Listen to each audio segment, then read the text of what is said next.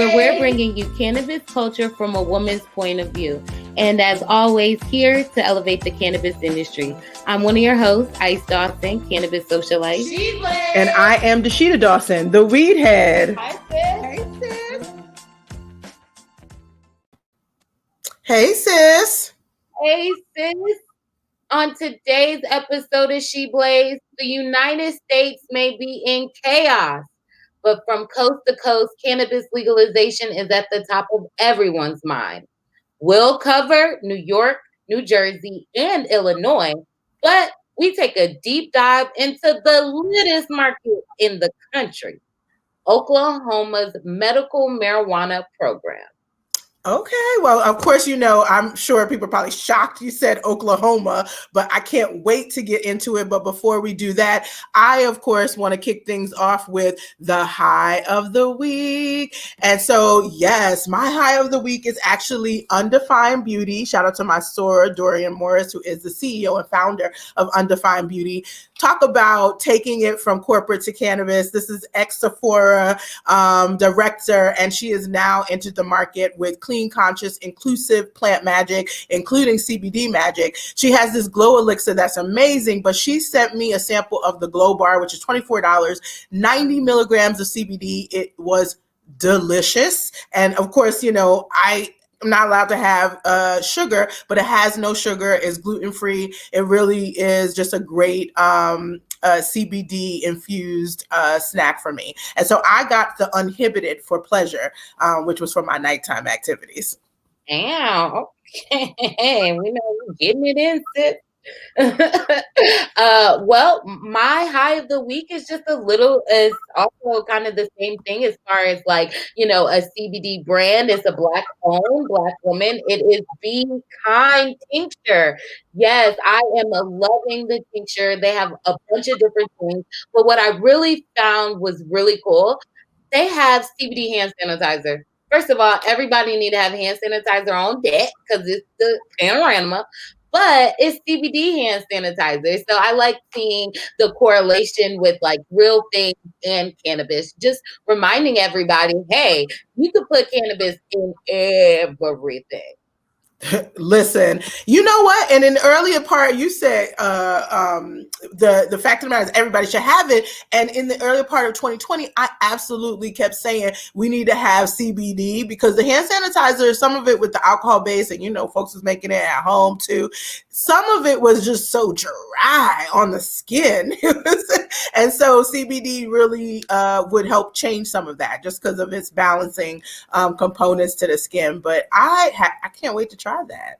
Yes. Well, thank you everybody for joining us. We got a hot show this week. I mean, we're talking about Oklahoma, y'all. Okay. Yes. Believe it or not, Toklahoma is a thing. Okay. Mm-hmm.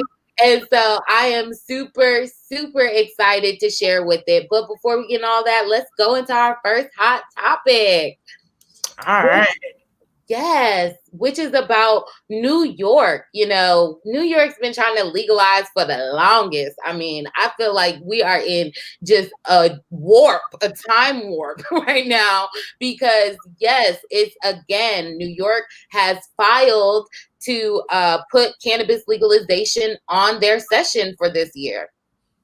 Again, I mean, girl, thank God we do a show. And thank God that you're always bringing in the details around all of what's happening around cannabis, because we could legit go back to previous seasons where we were like, New York's going to legalize. And the governor has been saying he wants to put it in his budget. So, I'm just happy to see that we're still talking about it. And kudos, of course, to Senator Liz Krueger, who with 18, which is the most co-sponsors this bill has ever had. So it shows the growth and the progression. But this is a bill, the MRTA, the Marijuana Regulation and Taxation Act, that has been around for now 6 years.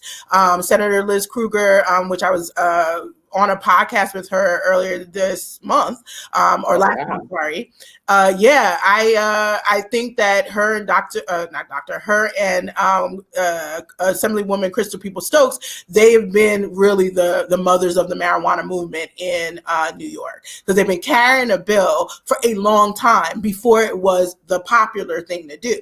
Now we got a lot of people who are on the bandwagon. That's good. I'm not trying to play them, but they are relatively new to the game.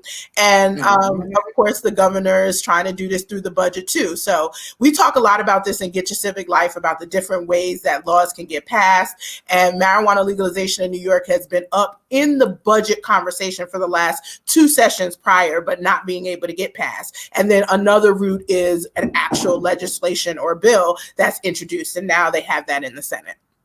Yes, well, I was playing my silent violin because, they are just crying some rivers over here. But I will tell you that they're doing kind of the same trickery that they did in Mississippi, as far as like introducing one bill that is a great bill, a progressive bill, a bill that really has real cannabis legalization, market access, everything. And then they have another bill, okay, that the governor made that is like is the bootleg version of the bill, basically. And it's kind of confusing sometimes because it's the MRTA, CRTA, PRTA. It's all these like different acronyms where people could get confused real quick. Yes, you're absolutely right, which is why I'm glad that there is, again, there's a history there, but the governor's bill is only required if he doesn't get it through the budget. When it's in the budget, he doesn't necessarily have to have a bill. It's all saying, yeah, exactly, right? It just is the budget. It's all these little things. Now his bill is the CRTA, like you said, and that's Cannabis Regulation and Taxation Act. And what a lot of his team they've always tried to say is, it's so much, it's like 90% the MRTA or whatever, and that's including like words like and, but, the, right? The majority of words we use all the time. But when we look at the real details around cannabis equity, the bills are night and day, in my opinion. One is more performative and is saying it for the branding of the bill, similar to how New Jersey's first A21, S21 looked earlier in 2020. But then the other actually has some meat to it. But yeah, no, he's trying to go through the budget, and the budget means that it is grouped with a whole bunch of other stuff. And where he has benefit now this year is post-COVID. And when we talk about budget for most states, we're talking about a budget deficit. And we're seeing that cannabis as a industry is a potential to close that gap to the deficit. And when people take that approach, where it's a revenue driver as opposed to the social justice and racial justice component, we find that it doesn't do service to the communities that really need restoration, and reinvestment. Yes, tell the truth, shame the devil. The 90% of the bill they took, they left out the most important part. You are like not giving back to your communities. You're trying to skim it through a quick way, a different way. Cool. But again, as we talking about budget, is it in the budget where y'all gonna get back to the people of color that y'all basically snatched their lives? No? Okay, well, they got some real explaining to do. And we got our eyes on you, New York. Y'all are not getting away with this, okay? For real. Now that they've introduced it, I would also encourage everyone to, if you are even within the tri-state area, but especially if you're in New York, you need to join the Start Smart Coalition. It's a coalition that's led by the Drug Policy Alliance in New York specifically. Melissa Moore is that director. And yeah, it is one of the reasons, Start Smart as a coalition, one of the reasons why New York hasn't legalized yet. And you say, why, Dasheeda? It's because we are not legalizing unless there's going to be equity day one. Period. It doesn't make sense to start a revenue machine without figuring out where that reinvestment, that restitution happens within the revenue machine. And you can do it. It just needs to be intentional. It needs to be utilizing all of what's happening around the world. So if you got a New Yorker born and bred from that has been in this industry for a while, that runs another market, perhaps you need to be hollering at them and you call me. And then also making those real relevant changes. But that's what leads me, I think, into hot topic number 2, girl, because we Ooh, can yeah. still school people and tell them, but the politics absolutely leads us down a path that ultimately shows the systemic racism that exists, no matter which, party we dealing with. I just really feel like that, what's happening in New Jersey is a perfect example of that.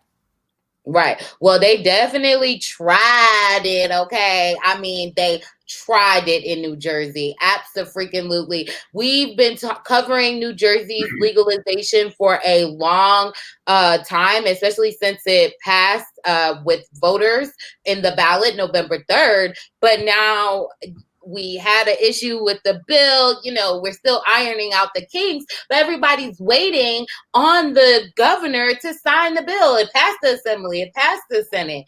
So I am very curious, but please explain more. How is the governor not helping cannabis legalization in New Jersey?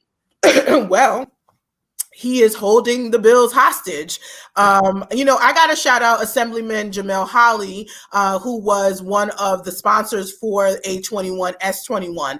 And yes, the way the bill started, not what wasn't going to happen. And I'm glad that the work that we did on the ground got us to a point where we could be respectable and we weren't going to set up New York doing the same crazy stuff. Well, finally getting the Senate and the Assembly on the same page to have the same bill, they signed it before the deadlines as required. And now the bill sits on the governor's desk waiting to be signed. It has everything that he wanted in it from my perspective. And what we understood was going to be an easy signature is now being held up because apparently the governor wants, almost like, I would say, accompanying legislation that's going to help put more provisions around underage usage, essentially criminalizing the segment under 21 if with marijuana possession, after we've just decriminalized and made it legal in the whole state. So again, this is what I mean by systemic racism has a way of rearing its ugly head. We've already said that, let's be real, the smell of marijuana alone is still what has caused the majority of unwanted police interactions in this country, particularly for Black and brown folks. Imagine what happens when you hypercriminalize a segment between 16 and 21, especially for young Black and brown males, right? You are essentially putting more pressure on the time of life that those type of interactions can be the most diversion for the rest of that person's life. It sets them out for the F, unfortunately. It's like a computer adaptive test. It's like, did you have a law enforcement interaction before 18? If you say yes, this is the path you're on. If you say no, this is a whole nother path. That is a fact. That is our issue. And so we have a lot of data in Oregon about hypercriminalization of that status, time, that age, and Yes. I'm definitely going to share it. No, we absolutely have to share it. I think that this is okay. So basically, what you're saying is that the governor is still trying to figure out their prison pipeline. Got it. Because there's no other reason to hold up a bill that literally you ran your campaign on, right?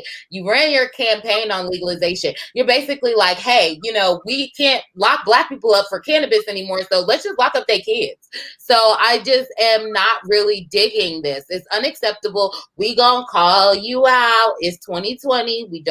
We're not playing. We know what people do. We know what the white people do in this country. We know what their capabilities of and what they get away with. We also know when it compares to people of color and their things, they can't get away with the same. So, unless he could prove to me that it's not going to put a bigger target on my nephew's back, it's going to be some problems.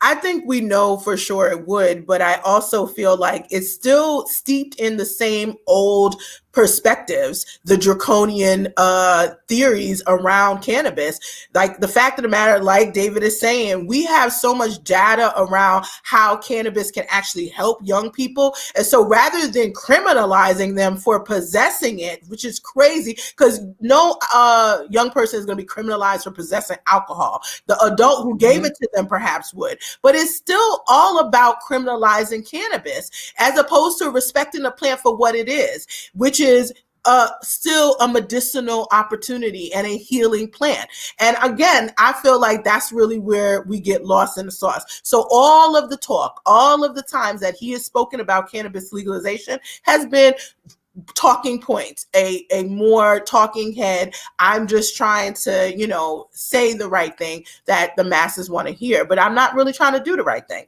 And so we've got to point him into areas. That's why I'm sharing it. I'm sharing data from other markets so that the governor is clear he don't got to do this. And we have proof that he shouldn't be doing it. And we have proof from places like Illinois that there are so many other things that he should be focused on right about now. We still don't have an automatic expungement situation in New Jersey, and New Jersey's number 3 in the country behind how many people they've arrested for cannabis possession. So now, tell the truth, shame the devil. And you are right, which is why we got to go to Illinois, because we do side eye them a lot because their prices are like, we thought California has some prices. Okay, but Illinois got some prices.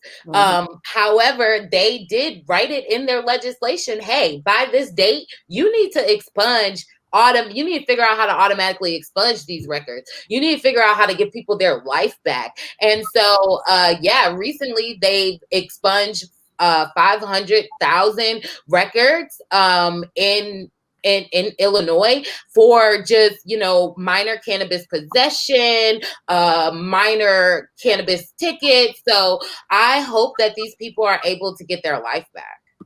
They should, and how they've expunged it. But I just have to say, shout out to Illinois, shout out to Toy Hutchinson, who is one of the cannabis czars over there, special advisor to the governor, and also a founding member of the Cannabis Regulators of Color Coalition. But the 3R legislation, the Illinois legalization legislation, she is one of the key architects of that.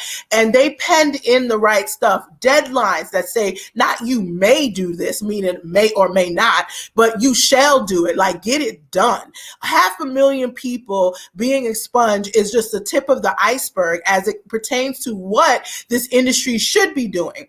Turning around expungement, a lot of people like to make it's such a big deal. It's so costly. That's because the state makes it costly. They're making individuals jump through so many hoops, when the fact of the matter is you literally need to utilize technology. And if that means investing some money in utilizing technology to get it done on your dime, not my time, your dime, okay? So I'm appreciative of that as just a ability to say, yo, look at Illinois. And Illinois, I think, is number 6 in the country for number of people that have been arrested for cannabis possession. New Jersey, you number 3. What you doing? New York, you number 1. What you doing? So that's how I am. That's the energy I'm bringing in 2021. It's like, we got to stop acting like we can't see. Nobody is Ray Charles up in here. We can see real clear what is a good way to do something versus what is just a performance. And I think Black people in general, I know I am, I'm tired of the performance. I'm not here for it. I don't want to see not another goddamn show. Shit, okay? I watch enough shows on TV. All right. Netflix, right? Netflix for Bridgerton and all right. To watch. Right. I'm not here for this episode. Yes. Okay. I do think it's right, because I've heard lawmakers repeatedly say, it takes time, it takes money, we could go back and revisit. And it's like, no, you can't. Our country is on the brink of breaking. You cannot go back and fix it. You need to get it right from the start, or just don't touch it. Don't do nothing, right? Figure it out and let it shape itself. And ultimately, you're right. It's not that hard to create an algorithm to figure out how to expunge people's records. Y'all giving police officer tactical gear and, military grade weapons, but y'all can't figure out a computer algorithm to expunge records. That's a problem. Something's wrong with your state. This is why we're getting hacked by Russia. What is going on right now? Period. It is a mismanagement, or I wouldn't say misappropriation, because they all vote on it as public, but we are asleep at the wheel as a public because we don't require better management of our funds. The government is a multi-trillion-dollar business, and it gets run pretty inefficiently. And in this case, what we have is people who are investing large amounts of their general fund into public safety and the police bureau, but not enough into technology, not enough into being able to, Education. yes, education. And that includes, being able to pull these type of stunts where you can expunge automatically $500,000.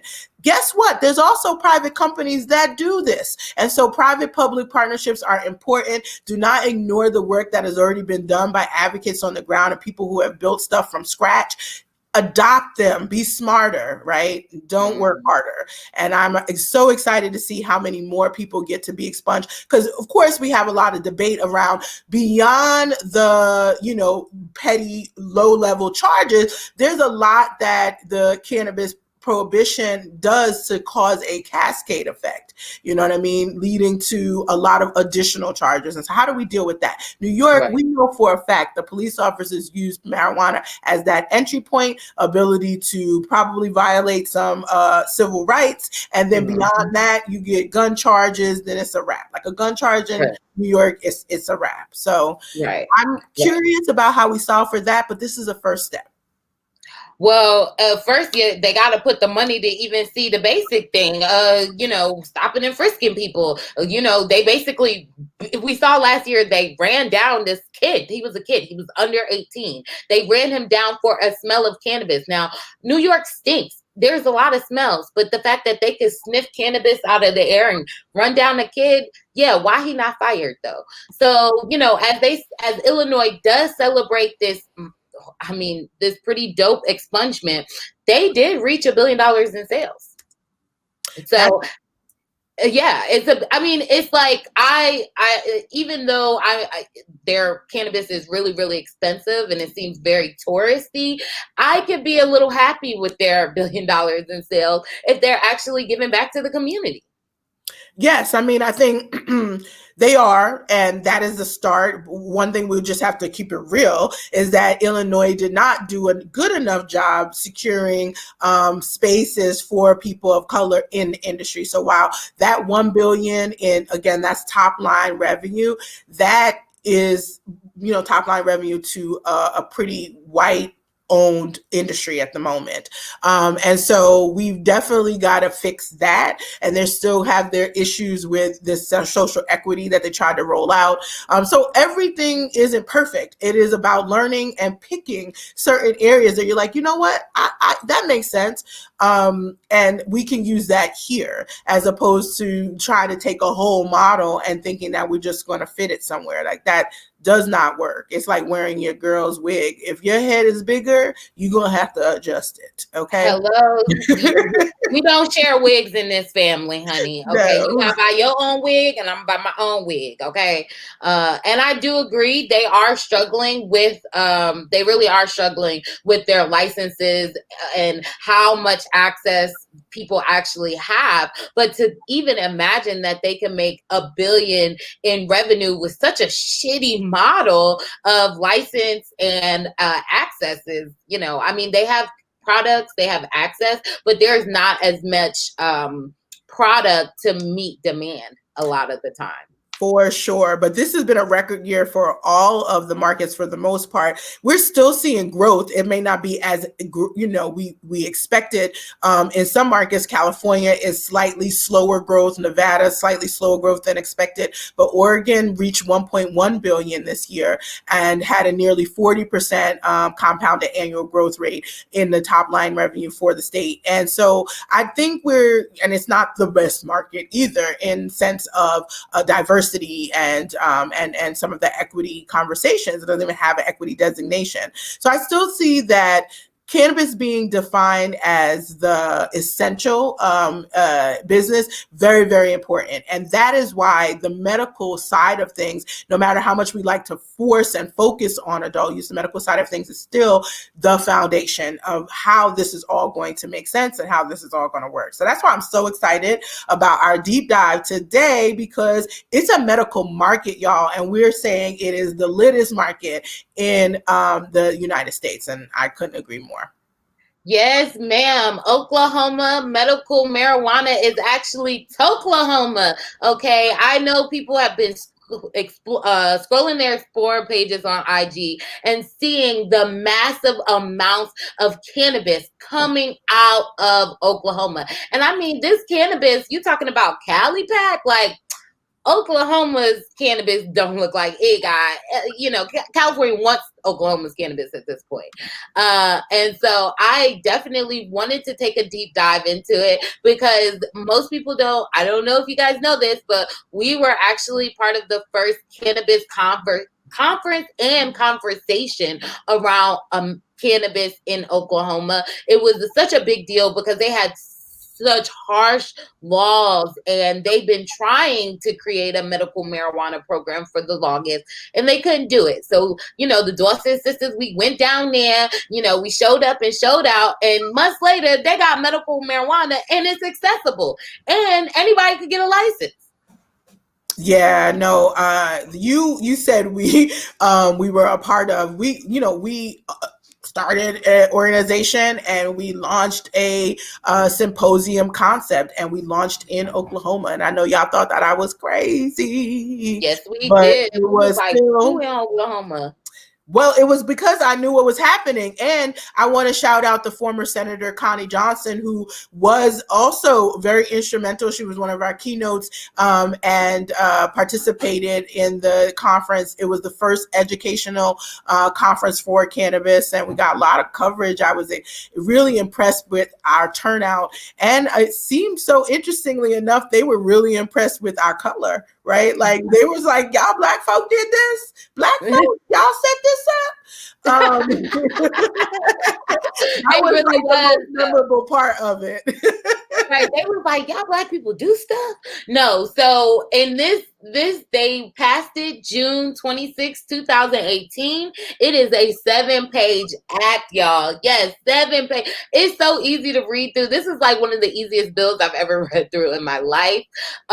Because it was a couple pages and ultimately it allowed people to have cannabis as medicine. So let's review. They allow that patients have up to 8 ounces of cannabis at home. They are allowed to have 3 ounces on the person, up to an ounce of concentrate, 72 ounces in edibles. Okay. And get this, if you're a patient and you have land, you could grow at home. You have the ability to have 6 mature plants and 6 seedling plants. Yeah, this is some people call it the Wild Wild West, but Oklahoma is the Midwest that I don't feel is that wild. I think that this is smart.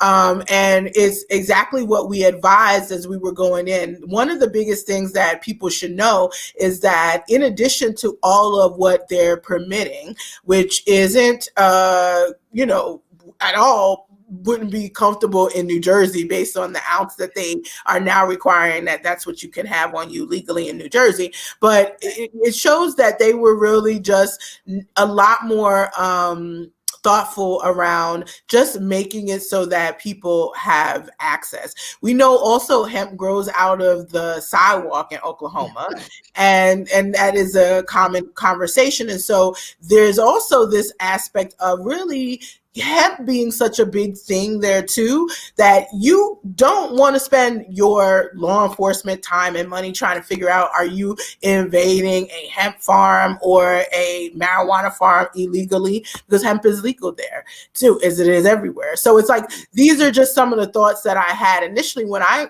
read about it. I was like, yo, they're really understanding that we don't actually know what people might be growing. It might be hemp, you know what I'm saying? Yeah, right. Especially if you're growing it for CBD, right? It looks very much like a marijuana plant. And when you're growing it for your flower, it could also be, one that's mistaken. Right. So, but the last thing I'll say is their patient application is very simple as well. It is not expensive, and it doesn't require the doctor to have to check a box of one of a certain listed number of ailments. It is whatever you and your doctor decide, period. Yes, so you did hit that right there on the head as far as for patients. So one, they could be 18 or older, but they don't have to have a specific ailment in order to qualify. It is very inexpensive. The application fee is $100. However, if you are disabled veteran, you only have to pay a fee of $20. It's actually one of the cheapest, like the cheapest cannabis applications in the whole entire country, honestly. And it's accessible. They also have reciprocity as far as allowing other cannabis patients from other states to come in and use it. You can have a temporary patient license in Oklahoma. So, I mean, that application is easy too. You just click it, you show proof of your cannabis from your state, your cannabis patient ID from your state. It's approved, and then the next day you going in and you're getting cannabis in Oklahoma. Uh, They are so smart. I mean, here's the other thing from a I regulatory would never standpoint. thought you would have said that about Oklahoma. They are so smart, and in the approach, the regulatory aspect, people say, "Oh my God, how are they processing all these?" Because one of the things I should point out is they've captured 10% of the state, right? So they've already surpassed Florida, Pennsylvania. Their state has nearly 4.5 million people, and they've captured 10% of the state. So that's about 400,000. And the truth of the matter is, they also have 9,000 plus licenses, of which large majority are cultivation licenses. They understand that diversity, starting the supply chain with diversity in what you're growing, is ultimately going to make a much stronger tree of an industry. It's how deeply are the roots set, and that starts with how many cultivation licenses. Versus, I feel like on the East Coast, they build in markets where the roots are skinny. They're like, we got 3 licenses and we want it to grow all this. And we like, Right. no, that's not how it works. And so I get a lot of questions about, well, isn't that overwhelming? And it could be. I mean, Oregon has a similar medical marijuana program in the cost, but they don't advertise it the way that Oklahoma does. And they also have these ailments that you must check one of them. The doctors are always going to be as precise as possible because their reputation and their licensing is on the line. And I think in Oregon, there's a lot of canophobia still. Whereas in Oklahoma, to your point, despite the fact that you could get 2 years for a joint in your pocket, it still was to Oklahoma. I believe in my gut that between the indigenous populations and a large Black population, we're seeing Black and brown population, we're seeing a lot of usage within the community, possession within the community, as we are other places, but ones that maybe you wouldn't guess. And all they did was smartly transition that over without a lot of mess and a lot of fuss and a lot of enforcement, which I think is interesting. Some folks will say, oh, well, nobody's making money. So that's why I also want to talk about that too. Well, I don't know. I believe they are making money, but it's a plant, right? It's like saying, because you grow spinach in your backyard, the grocery store won't make money on the spinach bags. I don't know. So it is always hard to have that debate with people. But I will say, as far as cannabis business in Oklahoma, you do have to be a resident. You do have to have lived there for at least 2 years, or prove that you lived there for 5 years within 25 years. So I don't know, that's about the most strictest requirement in their business application for a license. And the easiest thing to do. As a matter of fact, I'm like, dang, should we have already put in some residency applications so we could have by 2023 we ready, or 2022 we ready? I just think it's so interesting to see that, again, I called it, that they're doing so well. The last thing I'll say is at the state level, they've made a tremendous amount of revenue. And the reason why they're able to manage all of these licenses is because it's not a competition. It's not like, for example, driving license, it's a regulatory process. Are we competing with each other to get a driver's license? Like, if I get a driver's license, does that mean you, ICE, and our family not allowed to get a driver's license? No, that's not what happens. You have to show your competency in order to get that license. And if you have some inequities that we need to balance for, like you're hearing impaired, we have to balance for it and allow you still to have access to a license, but adjusting for that hearing impairment. This is the way I think about cannabis business licensing. It should not be a competition. And so you can process 9,000 the same way you can process millions of driver's licenses. It's like, do you have the required information and details or no? And if it's no, you don't get it. And if it's yes, you get it. It's so simple. And I think that that's the part people are just like, wow. Like, and I'm not, It's an aha moment. it's not that difficult to get it. It's just because I think we put so much behind the cannabis plan. Like, look at Georgia. They want the 6 licenses to be able to put their marijuana plants in prisons. Like, they saying you have to be able to build a fortress or a prison around your plants in order for you to prove you're worthy to have that license. And that's ridiculous. They will not make any money. I don't even have to guess that, I mean, by they, I mean the state. I don't have to guess. I don't got to be Cleo. That's just what's going to happen. And it's because they're requiring the most ridiculous restrictions because they're so scared of the plant based on the way they've enforced in the past. Oklahoma's saying don't be scared of the plant and don't be scared of the people, because if you make it so that there are requirements, we can track everybody, and stop making it so that there's such a criminalization aspect that we have to lock up the plants. I agree. Listen, Oklahoma is a red state, and they are, all you got to do is pay $100, maybe $20, depending on your income status, for medical cannabis. And we happy Georgia turned blue. Man, miss me, okay? Because I'm still going to potentially go to jail just because I smell like cannabis. I mean, what are we talking about here? As far as I'm concerned, Georgia's in the dark ages. I don't care if we blue, if I'm still going to jail. You know what I'm saying? So that's really the hardest part. I'm curious to see how Oklahoma progresses. They have been eyeing legalization since 2019, since their program really got off and people are loving it. So I am super excited about it. And ultimately, I'm curious too, because I found out this little tea that I knew you would love. Okay. There is a nail salon in one of their cities that allows customers to use their medical marijuana. Yes. Oh, yes. Yes, because if you dare to relax, then relax all the way, Hey. That's so cool. I would love that. That. I think Oklahoma's still got some growing to do. And we do need to make sure that they are learning from their mistakes. So I love to call out everything that they're doing as well. But I also, as a business strategist and someone who's been thinking about the way that this industry will grow best from that perspective, they've got some work to do. Oklahoma still doesn't have real equity provisions. And so this market that is growing, there is more diversity because the barrier is low, but there still isn't any direct programming to deal with the fact that they disproportionately arrested Black and brown folks in and indigenous populations in Oklahoma for cannabis possession. So what y'all doing about that? And then there's also the aspect of how they're managing it. At a government level, they still keep hemp and medical marijuana separately. And I'm like, why, Sway? Why? It doesn't make sense. It's all cannabis, and we don't need to bifurcate or trifurcate how we're managing. And they could probably benefit from having an office of cannabis management at the top level, which is proposed in the New York legalization bills.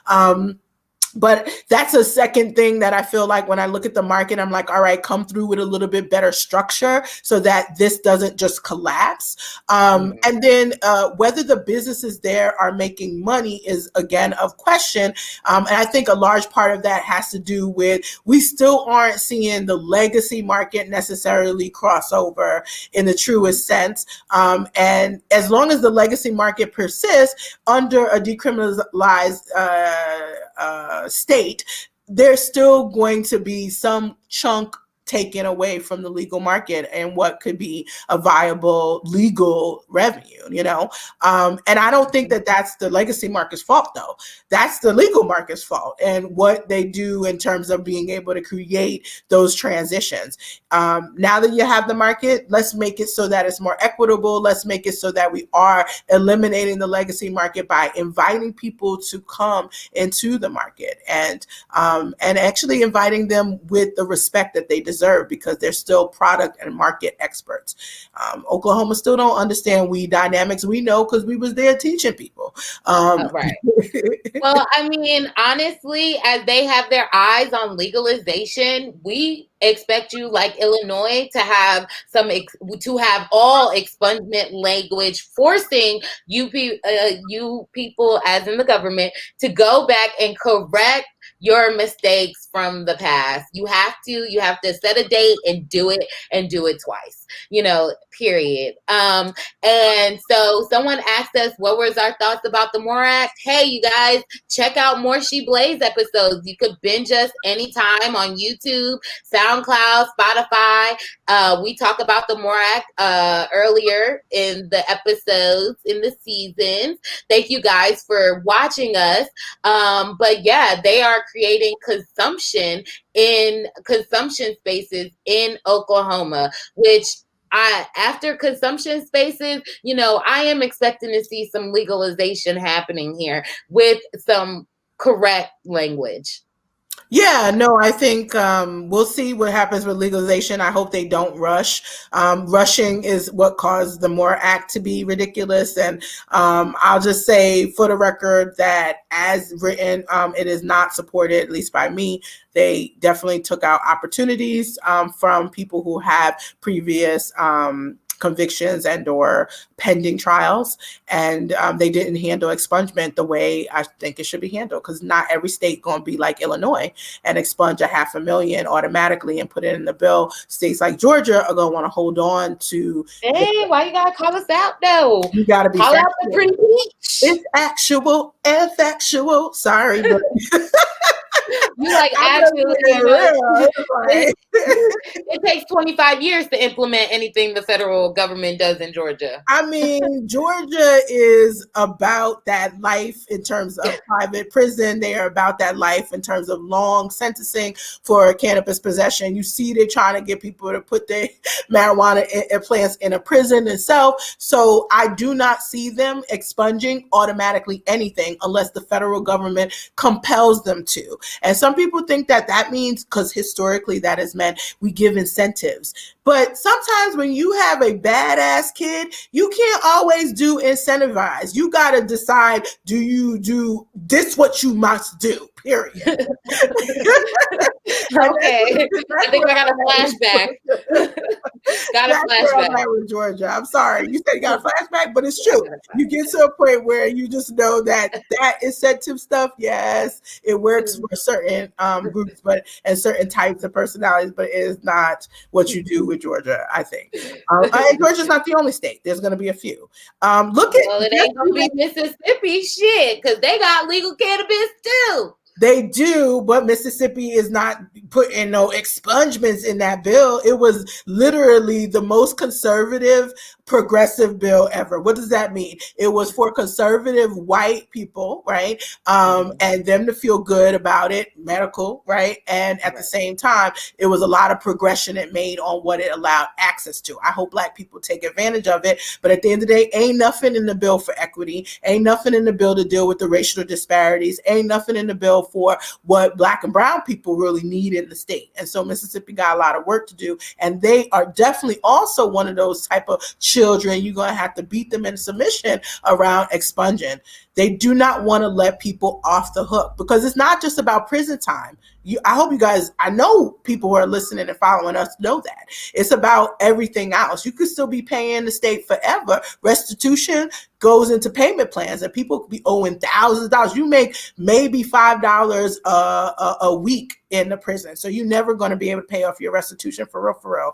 And so, yes, this is about owning people for life, keeping them on parole, on probation, under these lock and key measures. We struggle with that even in Oregon. We're removing cannabis. cannabis and other drug related things, but definitely cannabis. You can't check me for my THC level and try to extend my parole when I'm in a state where it's legal. Like, where does that make sense? So we just got to ask and be more aggressive about recognizing where systemic racism is the strongest and stop trying to BS each other. This is the government officials to government officials about what we know is really going to happen. So I know it's interesting. I thrive in Oregon because they accept my real talk. It's a very progressive state. But yes, when I go to testify in places, even like New Jersey, where even though I might be talking to a Democrat, there's still such systemic racism through everything coming out of their mouth that they're really surprised by how how direct I am about where they are messing up. No, hey, call them out. We gotta put their feet to the fire. I do agree. It's time to beat these states into submission. Y'all want to be happy? Oh, Georgia's blue. Oh, Senate blue. That don't mean nothing if y'all not doing the right thing. You know what I'm saying? We know what the red do when they mad and they don't like what's happening. Okay, black people, we like, oh, it sucks.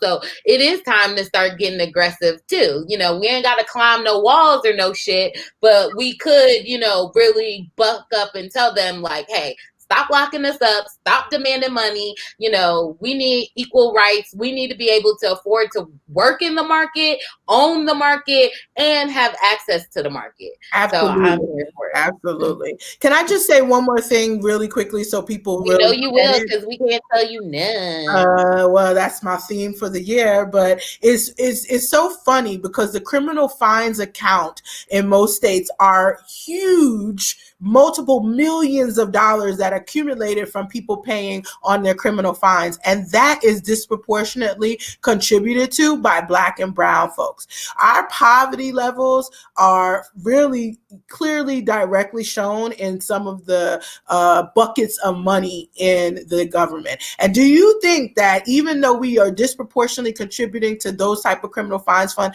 that any of that money is used back into those communities? It's not. It's used to go back into more public safety or law enforcement measures. So only does is double down on those same communities to have more criminal implications and more fines. It's literally a cycle on how the government in some ways is usurping and sucking the money out of our community and then using cannabis as it. And they've been for a long time. How do we reverse it? We recognize that that has even existed and we say, no, first that money needs to go elsewhere. One, that's a divestment strategy. And two, we need to make sure that cannabis isn't still used as a punitive, opportunity for the legal system or law enforcement.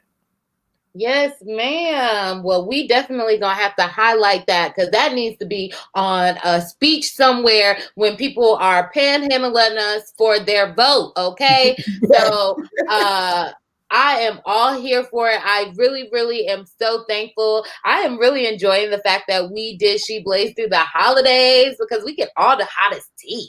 You're right. I mean, this one was a very busy holiday, and I definitely was like, we're not going to take a break. But I do appreciate you saying, you're like, no, all this stuff is happening. A lot has been going down. It has been a great season so far with only a few more episodes left to go of season 4. But of course, that just gets me excited for season 5, girl, because cannabis is about to be a literal roller coaster for 2021. It really, nothing has changed so much. It just intentional is what's necessary.